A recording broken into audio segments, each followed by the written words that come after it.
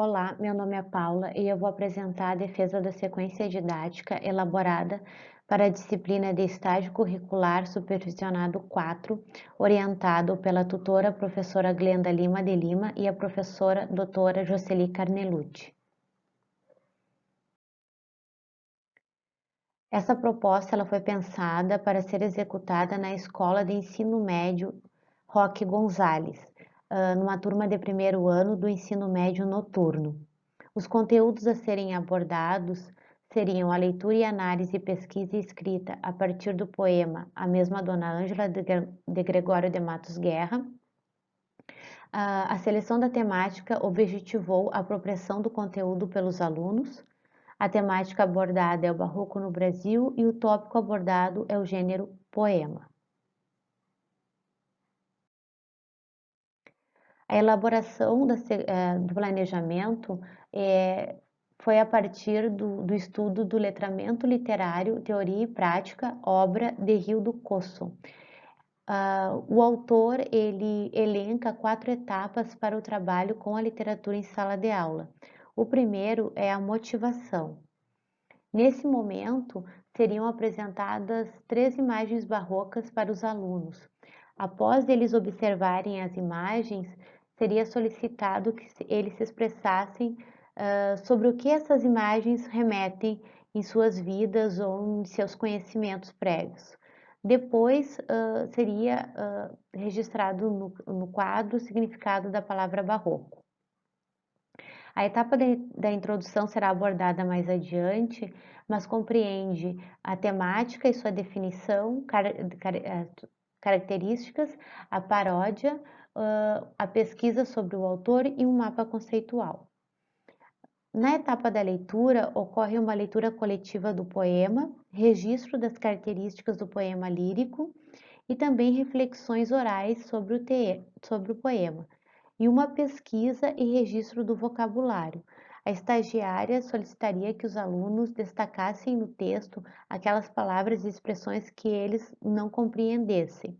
Num primeiro momento, essa pesquisa seria realizada no dicionário. Caso elas não fossem todas encontradas no dicionário, a estagiária registraria no quadro o significado das palavras e expressões e os alunos poderiam realizar a releitura do texto já com esses significados. Na etapa da interpretação, ocorre uma discussão oral também sobre o poema lido, A Mesma Dona Ângela, no qual os alunos deveriam identificar, como por exemplo, a temática central do poema, como a mulher é descrita também no poema e por que ele é considerado um poema lírico. Depois a turma seria dividida em grupos e para cada grupo seria sorteado um poema. Os grupos deveriam então realizarem uma declamação desses poemas. Nessa etapa, a estagiária pesquisou e elaborou um material com dicas e sugestões de como realizar uma declamação. E também ficaria à disposição dos alunos para tirar dúvidas e solicitar sugestões em relação à declamação.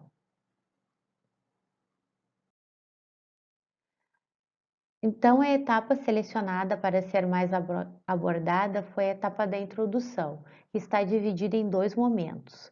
O primeiro momento ocorre uma apresentação da temática e a definição do barroco e suas características. Depois, uma leitura e escuta de uma paródia. Essa paródia ela está disponível no YouTube e ela é denominada O Melô do Barroco. A letra ela seria distribuída para os alunos e nela seria possível identificar todas as características presentes no barroco e de forma bem humorada. Depois ocorreria uma pesquisa sobre o autor Gregório de Matos Guerra, na qual os alunos fariam a pesquisa e organizariam um texto na forma de parágrafo, com alguns tópicos que deveriam ser contemplados, como quem foi o autor, por que ele foi denominado Boca do Inferno, e também como a sua poesia é dividida, uma vez que sabemos que a poesia do autor é dividida em três momentos, né? Poesia lírica, a qual nós estamos estudando nesse planejamento, poesia religiosa e poesia sátrica. No segundo momento, nós assistiríamos um vídeo denominado Barroco no Brasil Quer que Desenhe, e depois uma discussão sobre o vídeo.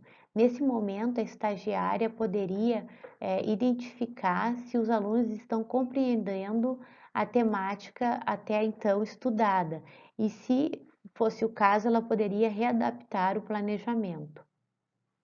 Também seria distribuído um mapa conceitual sobre o barroco. Esse mapa ele é bem visual e didático. Os alunos, depois que eles estudassem e observassem o mapa, cada elemento do mapa seria estudado com a turma. E esse material também serviria de revisão para uma futura avaliação. Em relação aos desafios encontrados para o planejamento do estágio 4, sem dúvida foi planejar sem observar, né? No caso, eu conhecia o meu público-alvo, que eram alunos do primeiro ano do ensino médio noturno, mas eu não conhecia o perfil da turma. E isso é muito importante na hora do planejamento, pois esse conhecimento, que também nos é passado através do professor regente, nos auxilia a planejar as atividades de forma que a gente consiga conectar os nossos alunos nas propostas apresentadas. Outra questão também é o fato de não podermos aplicar o questionário investigativo, que nos traz muitos subsídios para o planejamento. O segundo desafio, e com certeza não é um desafio somente da literatura, é de engajar os alunos nas nossas propostas. No caso do ensino médio, ele passou a ser um pouco mais difícil no componente de literatura, por se tornar uma disciplina semanal, né? Então, isso exige que o professor tenha uma maior dedicação e cuidado no seu planejamento, porque ele precisa ser mais direto, claro e mais condensado, de certa forma, para que o objetivo dos conteúdos sejam alcançados. Outra questão foi buscar materiais pedagógicos que integrem as múltiplas linguagens. Nós sabemos que os nossos alunos são nativos digitais, em sua maioria, e eles estão em contato com as linguagens como áudio, vídeo, imagem e até de forma de expressão oral através dos inúmeros recursos digitais disponíveis. Por exemplo, eles se expressam de forma oral através do WhatsApp, na maioria quando não escrevem. Então, trazer esses recursos nos quais os alunos estão familiarizados também permite com que nós nos conectamos mais com eles.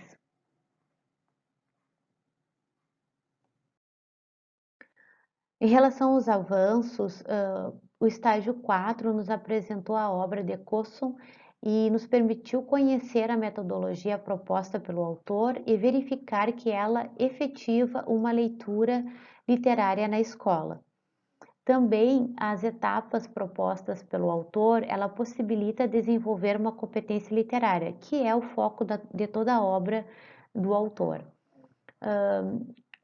O planejamento ele é muito relevante para um professor em formação, porque é uma ferramenta que organiza e facilita a prática pedagógica em sala de aula. Em relação aos estágios realizados, eu destaco dois pontos. O primeiro é a consolidação da aprendizagem em um planejamento de ensino, que ocorreu durante os 4 estágios, e também o confronto entre a teoria e a prática e as reais possibilidades em sala de aula.